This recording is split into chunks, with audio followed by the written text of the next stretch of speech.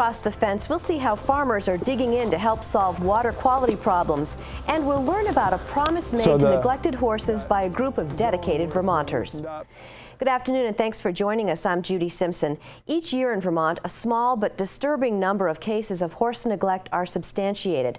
When these cases occur, the horses need a place where they can receive proper food, care, and attention. One such place is in Enosburg Falls. It's called Chester's Promise. Joining me is the founder of Chester's Promise, Susan McKinstry, and alongside Susan is Lisa Chafee, who is a Chester's Promise board member and volunteer. Well, thank you both for coming in today. Thank you, Judy. Thank you. Susan, what is Chester's Promise and how did it begin? Well, Chester's Promise is a horse rescue. It began in February of 2012 when I was made aware of two horses who were in very bad shape. They had no food, no water, no shelter. The owner agreed to sign the horses over, and we needed to have something official. You know, I had taken in rescue horses once in a while over the years, and it's a costly and time-consuming thing to do. So Chester's Promise, you know, became a reality. All the paperwork was done, and we became a volunteer nonprofit organization. So who is Chester? So Chester is an American trotting pony who is now 21, but when he was 6, he was one of a group of horses that were seized by the Franklin County Humane Society, and I offered to foster some of them.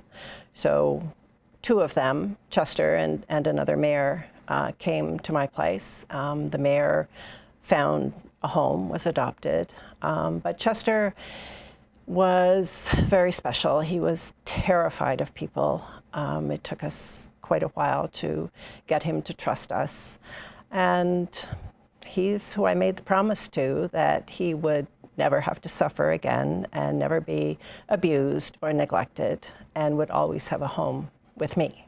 So what is considered neglect? Legally, neglect is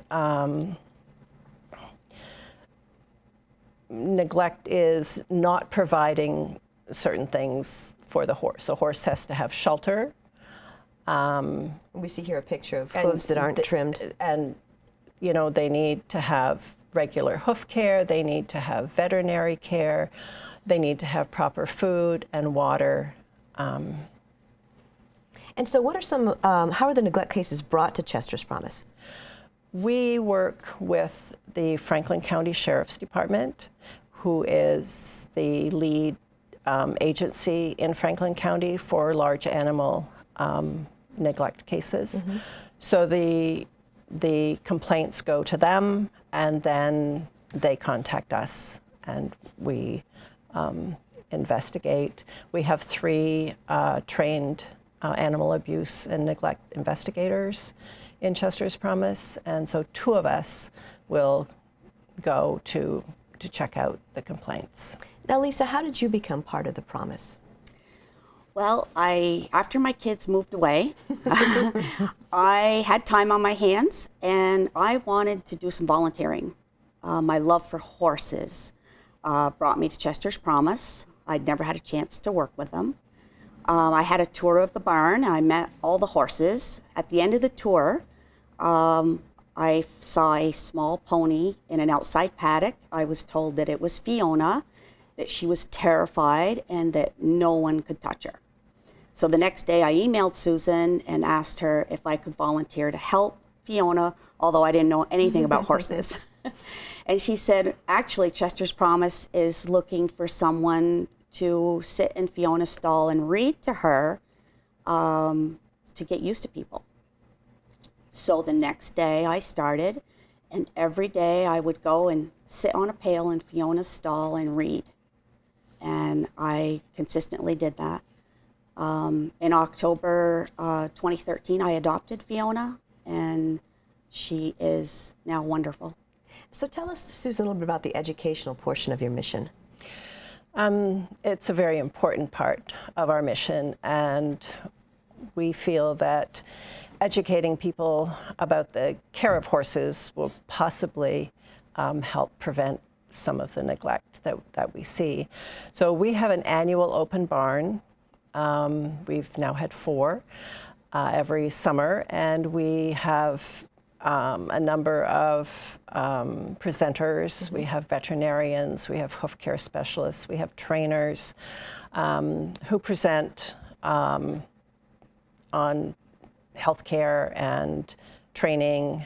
There's a horse getting an acupuncture treatment, and I think talking about hay quality and nutrition. So that's one of the things that we do. It's also a bit of a fundraiser. And we work with local schools. We have participated in an after-school program with Enosburg Elementary School, and right now we have an ongoing program with Richford Elementary School, which is a sort of a pilot program. So we have 7 students that come every Friday for the morning, and they're learning about horse care and horse handling, and that's 6 weeks this fall and another 6 in the spring. The most important question probably is, how is neglect reported in Vermont? In Vermont, there is a website that people can go to. It's reportanimalcruelty.com, and all the information there about who to call in their area is posted there. And Lisa, you say it's important to call. Oh, absolutely. Because when the calls come in, they do get investigated. Absolutely. We just need someone to make that call. And you said you can do it anonymously. Absolutely, anonymously. Yeah. So how can viewers reach Chester's Promise if they have any questions, they want to be involved in the programs? We have a website. It's www.chesterspromise.org. And the phone number is 802-933-4283, and we're also on Facebook. And Lisa, if people are thinking of volunteering, you think they should? Oh, absolutely. Very fulfilling. And they don't have to walk away with a pony. Well, maybe they do, maybe. That's wonderful. Once again, let's just talk about the importance of people reporting. If you see something that you have a question about, you know, better safe than sorry, because report it and it'll be investigated. Not necessarily, you know, maybe something is not wrong, but at least you know that that will happen. Absolutely. Absolutely. Yes. And often we can work with the owner to improve the horse's situation. It might just be something like they need extra hay or extra vet care. Yes. Exactly. All right, well, I want to thank you both for coming in today. It's a really important program to highlight at Chester's Promise. Thank you. Thank you very much, Judy. Well, our next segment illustrates some of the work being done across our region to improve water quality. Keith Silva reports on a UVM Extension Field Day demonstration that showed farmers how to enhance their bottom line and the environment. Although that particular variety is marketed as an Italian, in our environment here, at least, it behaves as an annual. The seed heads wanted to... Rhonda Goodrich of Mollybrook Farm in Cabot, Vermont, is taking part in this field day demonstration to find out if, just maybe, the grass is greener on the other side. We find to be successful, you always have to be learning and growing and changing and, you know, just rethinking the way that you do everything to be successful today. What Goodrich and others have gathered to look at is research on Italian ryegrass. This versatile crop has many uses, from crop rotation to improving and stabilizing soil.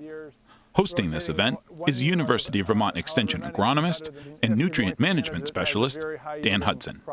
One of my main goals is to help farmers produce higher yields of crops with higher quality at a lower cost. So this fits into that.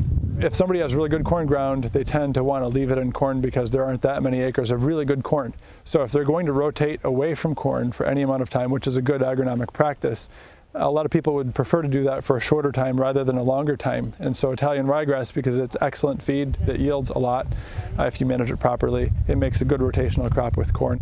But the main reason a farmer is going to pick it up is it has to make economic sense. And so the feed quality is incredible. As far as grasses go, there's really no grass that has as high a potential.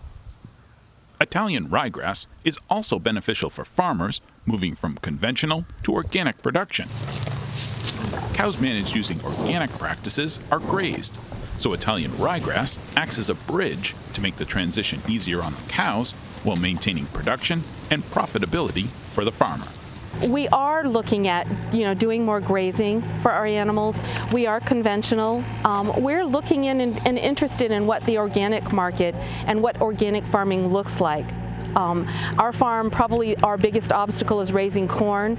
So as we transition from corn ground, what's the smartest way to do that? What's the best feed that we can get for that land base?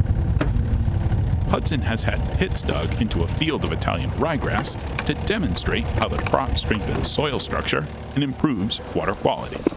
It has a very dense root system. It's very good at extracting nitrogen from the soil. It's very good at stabilizing the soil. It puts a lot of organic matter in the soil. So it has a lot of soil quality and environmental benefit.